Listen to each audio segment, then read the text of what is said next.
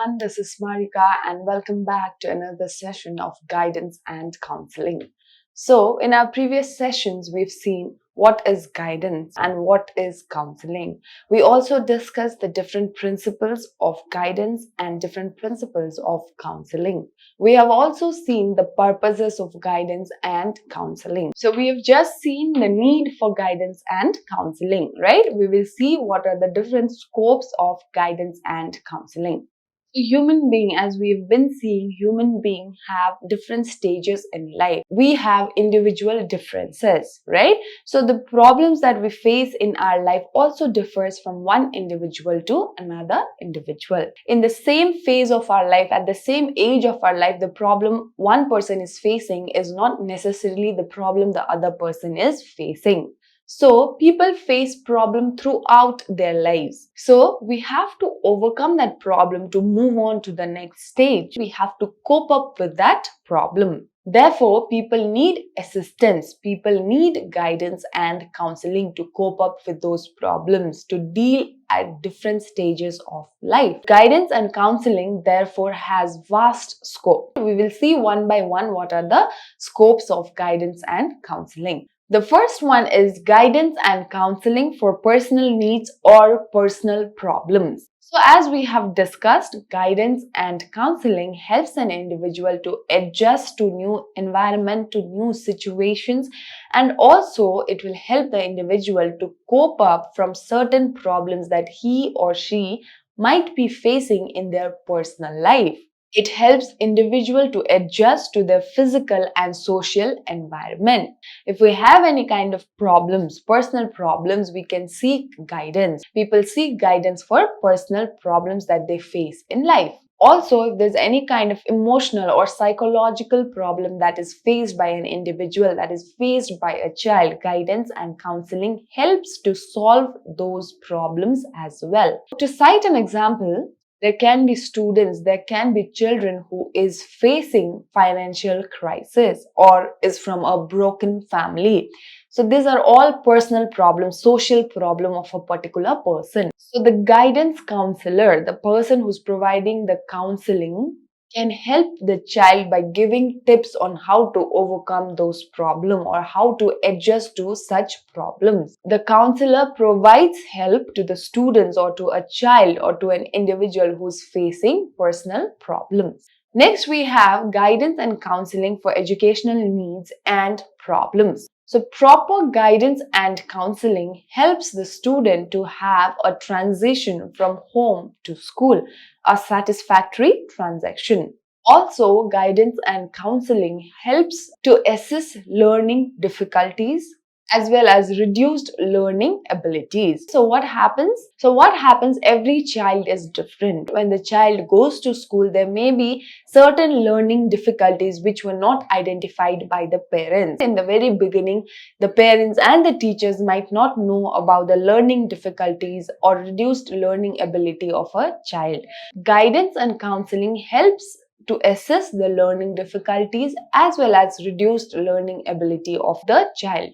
Next, we have guidance and counseling for physical, social, emotional, and motivational problems. So guidance and counseling helps an individual in every different problem. It may be their personal problem, their social problem, the emotional problem that they are facing, or a motivational problem. So it is a guidance counselor who assists the individual, who assists the child. They show a path that a child or an individual should during the period of confusion. For example, young children, right? Young individuals, usually when they are not able to cope up with certain stress, when they have certain kind of stress, and if they are not able to cope up, what do? They involve in delinquency.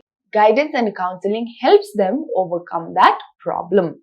So guidance and counseling can be a solution to juvenile delinquency. So as I've said, in order to cope up with the stressor of life, individual children especially, if they do not have idea of what to do, they might get involved in delinquency, juvenile delinquency. Guidance and counseling can be the solution to delinquency. How? Through proper guidance and counseling, children will be able to develop a problem solving skills. So it will help them develop problem solving skills, which to some extent will help them deal with certain issues that may arise in their surrounding or certain stressful events that may occur. So guidance and counseling, it focuses on developing the problem solving skills of a child, right? So through that, the child is able to understand what is right or what is wrong, what should I do and what should I not do. In certain situation, it helps them overcome those problems or to make correct decision about a certain situation.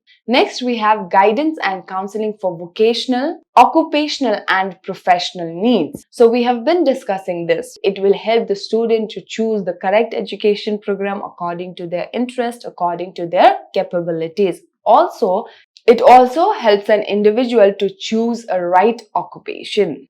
The right occupation which is compatible with their interest, with their capabilities and abilities.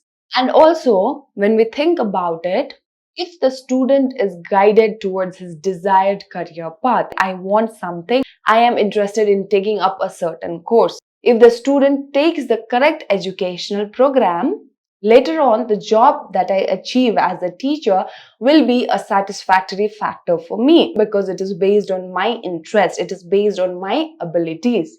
So what happens? This particular individual who is guided towards the right path, if they are guided towards correct educational program, it makes them later on engage at their work, which makes them more confident as well as give a proper output to the organization. So if I take up a course I'm interested in, I obviously will get a job related to that, a job which I am interested in. I will give the best because I know I'm able to carry out that job. I'm interested in carrying out that job. I will give my best to that job and also I will have a job satisfaction. Next, we have for career advancement.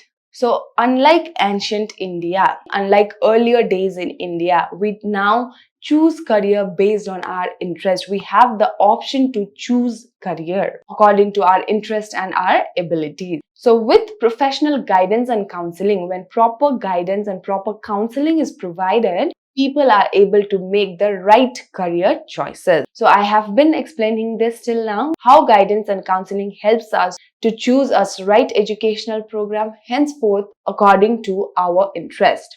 So with guidance and counseling, people are able to make the right career choices. Next one we have for holistic development of an individual. So we've been stressing enough on this point that guidance and counseling not only focuses on solving the particular problem, but to develop the overall personality of an individual, to make sure that the individual develop critical thinking, problem solving skills. It focuses on individual as a whole, the development of an individual as a whole. So guidance and counseling helps the individual to develop overall. The holistic development of individual takes place through proper and professional guidance and counseling. Next, we have for situational problems. So hurdles in our life are seen throughout. So individual might experience or might face certain adverse situation in certain point of life. So the individual may face adverse situation in life wherein they are not able to cope up with the situation or they are not able to overcome the situation on their own. So now what happens? They will seek guidance, they will seek professional help in the form of guidance and counseling. So when they require a certain professional help, guidance and counseling helps the individual to cope up with situational crisis or situational problems. So there can be various situations in which individual might require professional help. So let me quote few examples. First one is disease and disability. So an individual is healthy, the individual gets a certain disease or there is certain kind of disability. So what happens? There is a stage of confusion, right? It may be related to the personal problems of an individual or it may be related to the health of an individual. Guidance and counseling can help the individual clear out the confusion that he or she might be facing because of certain disease, Next one is death of loved ones. So when there is death of someone who we are very close to, right, who we love a lot. So when there's death of loved ones who we are very close to, it becomes difficult for us to live without them. It becomes difficult for us to adjust to the new environment without them, right? So in order to cope up with that situation, in order to understand, in order to make sure that we do not stay in the phase of denial, we seek guidance and counseling. It will help us cope up with the situation better. Next, we have disaster and crisis. So disaster and crisis causes a lot of damage, physical damage, and it also affects the mental health of people. So to cope up with such situation, guidance and counseling can be sought. Next, we have divorce and economic crisis. So there can be different problems, as I've said, for different individuals. So it is a situational problem. In certain situation, maybe a person has undergone divorce. To cope up with that stress, to understand why it has happened or how he can overcome that, guidance and counseling can be sought. Okay, similarly, like that, when there are emotional crises, it is a situational problem. So to overcome with that, also guidance and counseling can be sought. So these are the various scope of guidance and counseling. So to conclude, today we have seen the need for guidance and counseling and the scope for guidance and counseling. I hope the class was helpful, and I'll see you all in the next session. Thank you.